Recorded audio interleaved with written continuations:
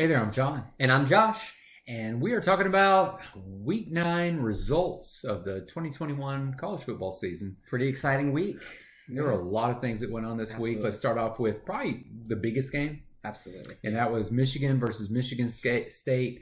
Number 6 versus number 8. And was it worth the hype? Oh, man, was it worth the hype? Both these teams undefeated going into the game. And honestly, coming out of it, it seemed like they both had deserved the record, right? Yeah, a lot of times you see undefeated teams going against each other and it's a blowout on one side. Or even just hype games, not even undefeated, just big games and it's not even close. Both of these teams deserved the rankings that they had going into this game. Yeah. Michigan came on strong at the beginning. It looked like they were going to dominate it, but no, like often happens in first quarter, second quarter.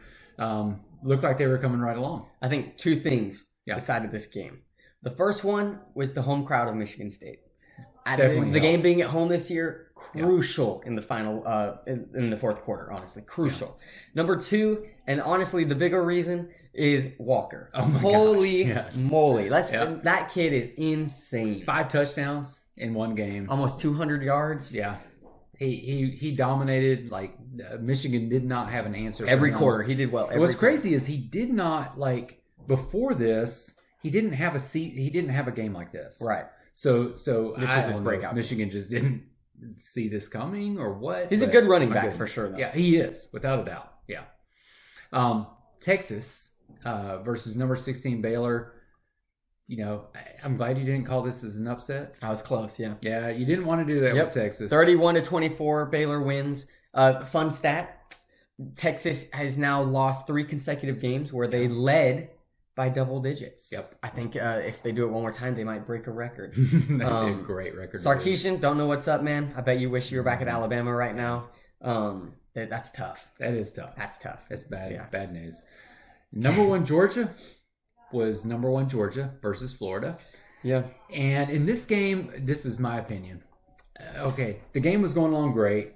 Florida was doing a great job. And it was 3-0. Remember, it was 3-0. Honestly, Florida's defense really did a good job in the whole game. Yeah. They really did a good job against Georgia. In the second quarter, with just minutes left in the game, Georgia was ahead 3-0. And Robinson, isn't that the quarterback's name? Yeah. Who was at the time? Yeah, he just made some really bad decisions, and the game became 24-0 at halftime, which meant Florida there was nothing they could do about it. They were in a hole that they could not dig out of. 24. I mean, I think that it was under 2 minutes or just over 2 minutes that they scored 21 consecutive points. Yeah. I believe one of them was pick 6. Interception, fumble. It doesn't really matter to me. It was just unexcusable on Florida's part. And we're realizing every single week, every single time that Georgia plays, that unless you play a genuinely perfect game of football, right, you're not going to win. No, that is true. You're not. Yeah. You mess up against their defense, it's over. It's done. Yeah, it's done. Okay, number 10, Ole Miss was at number 18, Auburn. This was again a big matchup in close the SEC. Game too. Close game. And I honestly, at the beginning, I thought, Corral, he's got that ankle problem. Right, he got injured, came back in, but you could tell he was. But he was still struggling a bit. But he still had a great game, even with that. But interception was a big one for him. And Auburn ended up pulling this one off. 31-20. It was a close game. It really was. Closer than the 11 points, I think. Bo Nix did well. Brian Harsin, man, he's just having, a pretty great start to his tenure at Auburn. 6-2 now. I don't know. I'm impressed with what they're doing right now. Curious to see how they finish the season. They got a couple tough games coming up. They do, without a doubt. Yeah. Number 19, SMU faced Houston. And we were talking, I just mentioned SMU and their high-scoring offense and their quarterback just putting up big numbers. They did put up big numbers. They did. Yeah. They did, but somehow Houston put up bigger numbers. Yep, 44-37. That's an extremely high-scoring game. I don't think this reflects too poorly on SMU. Houston's a pretty good team. Only one loss so far this season. We had mentioned they already had one loss. To Texas Tech. It was just a high-scoring ball-out game, right? Houston comes up, only 7 points here. Both teams still doing well in the AAC. So as long as one of them competes against Cincinnati later on, that's all that matters to me. Yeah. So That's right. Yeah. Speaking of games where you start off poorly and end up coming back, Boise State versus Colorado State. I know you were concerned about this game. 2, 3, and 4 teams that's coming into it. Yeah. Boise, they were down 13-0, I think, in the first quarter. Come back and win 28-19. It was a good performance, especially. I believe we allowed like 200 and something yards in the first half, and then like a very minimal amount in the second. Yeah. I know their second half rushing yards were like 9 total or something. Yeah. So the defense just stepped up. Hank Bachmeier had a good game, and then Khalil Shakir had a total of like 197 total yards in running and receiving. Yeah. So it was just a solid performance by them, which is good because they'll need that momentum soon. So. That's right. That's right. Mm-hmm. Number 20, Penn State was at number 5, Ohio State. And at the end of the third quarter, this was a 27-24 game. 27-24. Really close. Really close. Honestly, closer than I definitely thought it would be personally. Yeah. Final score was 33-24. Ohio State pulls away in the end, which is typical of teams who are more talented. It's kind of a common theme here. Yeah. Either way, good win for Ohio State. They're still looking like a top-notch team. Penn State kind of fell off here at the end of the season, but they'll always come back another time, so it's fine. It's true. Fresno State. We were talking about this. Fresno State at San Diego State. And you were saying, hey, this was a difficult game for San Diego State. I was. Fresno State's a good team, and we knew they were a good team. Yeah. 2 losses. But San Diego State was coming in undefeated at this point. So but Fresno State had the bigger wins up to this point. They did. And they went 30-20. It was just a good win for them. I was super impressed. But all in all, Mountain West, they look like they have 4 or 5 really good teams right now, right? They got Fresno State 6-2 or 7-2 now, I believe. San Diego State only 1 loss. Nevada only 1 loss. Air Force only 2 losses. Utah State either 1 or 2 losses. So it's still 100% a battle going on in the Mountain West to see who's going to come out on top. Right now, on the Fresno State, San Diego State side of things, with this win, Fresno kind of puts themselves in the lead here. They do. Which is a big deal considering the hype that San Diego State kind of had around them. Absolutely. Good for Fresno. Absolutely. Oh, boy.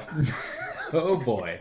Number 9, Iowa went to Wisconsin. You mentioned last week, Wisconsin was favored in this game as they came in by 3. Mm-hmm. By 3. 27-7. 27-7. How does the number 9 team in the country lose 27-7? That just blows me away. And we've known this all along. Like, Iowa's offense might be the worst thing that's ever existed in a top 25 team. They're dismal. It's like incredible how lackluster and how boring. And I said early on in the season, I was like, oh, this is like your typical power type style offense. Like, just run it. Yeah. They can't even run it. They can't do anything. Nothing at all. Yeah, sure. It was tough. Ugly. Number 12, Kentucky. Okay. I felt, they were facing Mississippi State, and I felt all along, Kentucky easily gets overhyped. Yeah. And I feel like Mississippi State really brought this out. Maybe this is just a SEC East versus West thing, but Mississippi State won this thing 31-17. Yeah, Kentucky just didn't There's have not any too much answers. to even say about this game. It was just Mississippi State was in control. Kentucky didn't really have anything going for them. Yeah. Seems like they had a lot of hype going into the Georgia game, and Georgia kind of just beat it all out of them, right? They do that to a lot of people. Exactly. And so after that game, they haven't really seen themselves at all. So tough loss. How about a team that sort of seems like they're moving in a better direction at this point? Manny Diaz with Miami. I know he's trying to hold on to his job maybe. There was only one direction they could go, and it was better. True. That's true. But they were facing number 17 Pitt. And Pitt was up 31-17 at the half. Is that not? Wow. That's crazy. Isn't it? Yeah. So that's incredible. So 24 consecutive points for Miami then? Yeah. Or that's crazy. Good for them too. All in all, we knew Pitt had problems, right? Only 1 loss this season, but it was to Western Michigan, right? Yeah. So already you know they're defeatable. Yes. But man, the ACC just confuses me like nothing else. Yeah. ACC is a mess. What is happening here? Yeah. Because Clemson is not in the picture. Yeah. Clemson did win their game this past their first week, conference loss. Yeah. I don't know. It's just it's kind of crazy. Yeah. Yeah. And then Virginia speaking of ACC, Virginia faced BYU. Okay, this is just a fun one to mention. 49-66, BYU wins. Once again, sort of like last week we were talking about, if a team has 49 points, you're figuring they won the game. Yeah. But no. Virginia, sorry, you did not win the game. 115 total points. Yeah. With 1,322 yards of offense. That's a lot if a running back has 1,322 yards in a season, that's considered fantastic. That's really good. Yeah. That's really good. And they offensively had that in any time there's 4 digits combined in offense, that's already insane. They almost hit the 1,500 mark. They did. That's crazy. That's pitiful defensively, by the way. It is. Really sad defense. Yeah. I don't know. With games like that, I said this last time too, eventually at what point is the defense just so tired? Like every single time they come on the field, they're just having to run so much that it's just every play works, right? Yeah, without a doubt. Either way. Okay, let's talk about upset results from this last week. I could have chosen a lot of games and been correct here. And I clearly chose the wrong ones. Yep. Texas Tech at number 4, Oklahoma. Oklahoma finally decided to play a clean, full game of football. Finally, yeah. 52-21. I mean, there's not much to say. Let's be honest, No. Texas Tech isn't great, right? I was just predicting that because Oklahoma was so consistently struggling. Yes. North Carolina at number 11, Notre Dame. North Carolina has to be one of the most disappointing stories as far as predictions go in college football this season, right? They started off when you have a top 10 team. You've got a Heisman, potential Heisman quarterback, not anymore. Yeah. But yeah, exactly. They are 44-34. It was a pretty close game. It was. Came down to the fourth quarter, but Notre Dame pulls it off. Stays with just one loss to the number 2 team in the country. Yeah. So bear that in mind here. The rankings aren't really showing Notre Dame much love, but I mean, their only loss is to Cincinnati, and it was a close game too. That's true. So that is either true. way, Yeah. I'm 0-8 now on my streaks with upset picks. So we'll see what happens. Okay, so that's our Week 9 results. Join us when we talk about Week 10.